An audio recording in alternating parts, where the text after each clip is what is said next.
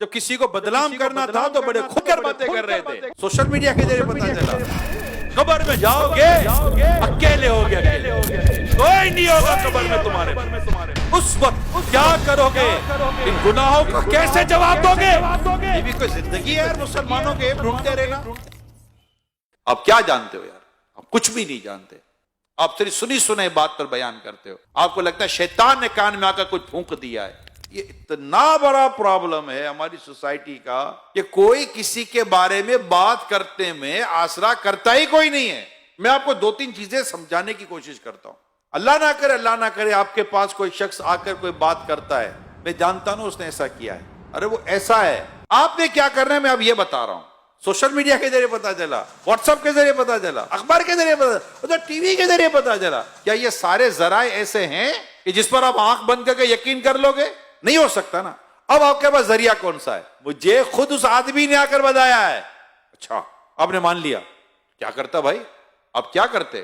آپ اس کو کہتے کہ اگر تم بات جو کہہ رہے ہو سچ ہے تو گواہ لاؤ, شرعی ثبوت لاؤ. میں کیسے کسی مسلمان کے اوپر کہی گئی بات کا میں کیسے یقین کر لوں؟ رسول اکرم صلی اللہ علیہ وسلم فرماتے ہیں مسلمان کی مسلمان پر حرام ہے, اس کی جان, اس کا مال اور اس کی عزت. آپ اگر کسی مسلمان کے بارے میں کوئی بات کرتے ہیں شرعی ثبوت لائیے, شرعی گواہ لائیے, اور اگر کہیں اسپیس ہے تو اس کو سمجھائیے کہ کیا تجھ پر واجب ہے کسی مسلمان کے بارے میں اس طرح کی باتیں کرنا اور اس طرح کی ٹو میں جانا. کہ ہم نے تو یہ حدیث سنی ہے جو مسلمان کے عیبوں کو چھپائے گا اللہ قیامت کے دن اس کے عیبوں کو چھپائے گا. اور اگر تمہارے پاس کوئی ایسی وجہ ہے کہ جس کی وجہ تم جانتے ہو کہ نہیں مجھے یہ بات کرنی چاہیے, تو کہاں کرنی چاہیے, کس سے کرنی چاہیے, کتنی کرنی چاہیے؟ کیا اس کی تم نے کبھی فلسفہ پڑھا ہے, کبھی اس کی لاجک پڑھی ہے, کبھی یہ سنا ہے؟ یہ اسلام و دین اور شریعت کی حکمت کی یہ باتیں کہیں پڑھی سنی ہے؟ قیامت کے دن تجھے تیرے رب نے کھڑا کر دیا کہ جو تو کہتا تھا اس کو ثابت کر. دنیا کو چھوڑ تو اپنے رب کے آگے کیسے ثابت کرے گا؟ سوائے اس کے کوئی راستہ نہیں ہے, زبان کو بند کرو.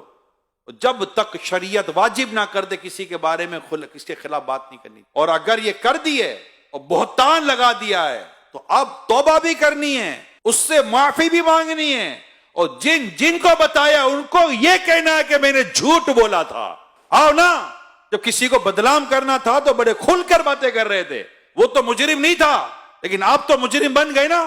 اس کو مجرم بنانے کے لیے جتنی محنت کی تھی, آج اپنے اس جرم سے نکلنے کے لیے آئے میدان میں. تو پتا چلے بندہ اگر ایک بار ایکسرسائز کر لے کہ میں زندگی میں آئے گا نہیں غیبت و بہتان کی طرف. بہت زیادہ اگر آپ کو تکلیف ہے نا, آپ کو حل دیتا ہوں, آپ بیٹھ کے اسے بات کرو, بھائی آپ کے بارے میں مجھے یہ ہے, وہ آپ کو کلیئر کرے گا.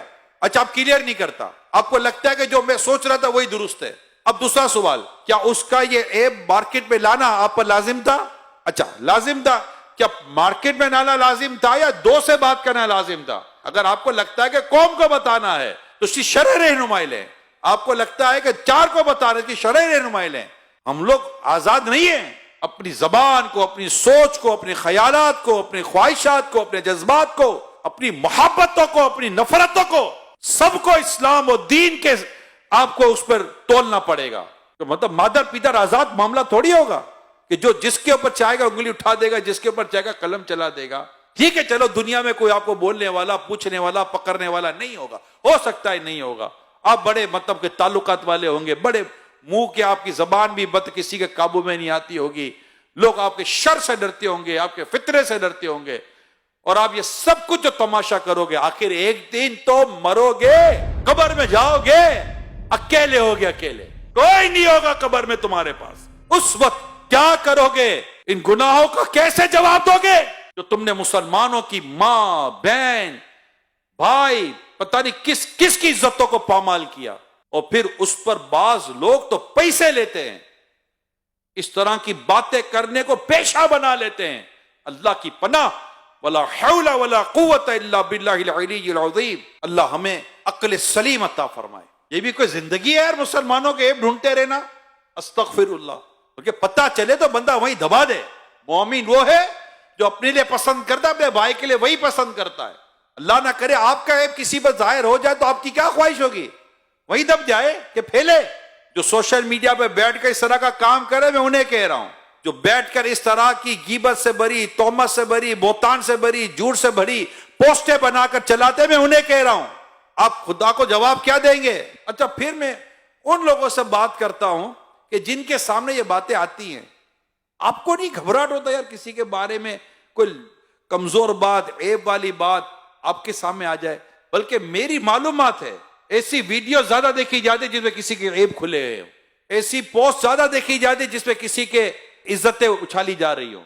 انٹرسٹ لیتا ہے ایک آدمی، کیا ہو گیا ہماری سوچوں کو، کب پاکیزگی ملے گی؟ نہیں یار نہیں، خدا اللہ میرے گناہ معاف کرے، میں کسی کے بارے میں کیوں سنوں یار؟ اللہ نہ کرے اس کی جگہ میری خبر ہوتی تو، مجھ پر تہمت لگا ہوتی تو، مجھ پر بہتان لگا ہوتا تو، یعنی میں آپ کو بات بتا رہا ہوں، مانے میری بات، بالکل بے پر کی لاتی ہے قوم، کوئی ہاتھ نہ پیر نہ سر نہ منہ، کچھ بھی نہیں ہوتا، اس کے خواب میں بھی وہ نہیں ہوتا جو چل پڑا ہوتا ہے، یعنی اس کو کوئی آ کر کہتا تجھے پتا چلا کیا تیرے بارے میں یہ آیا، میرے بارے میں کہاں سے لے آیا؟ ہے ہی نہیں، کچھ پتا ہی نہیں ہے۔